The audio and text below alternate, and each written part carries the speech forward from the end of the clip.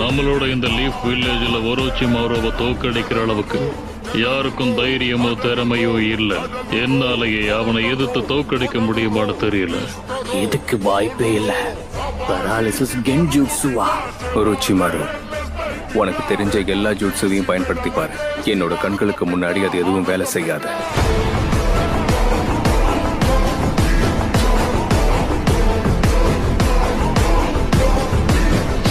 நான் தான் உங்க ஆண் போல சேர வந்திருக்க புது பையன். என் பேரு இட்டாச்சி உச்சிஹா.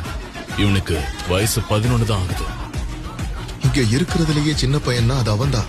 அவன் தான்டா இன்னைக்கு பெரிய வேலை பார்த்து விட்டு போயிட்டான்.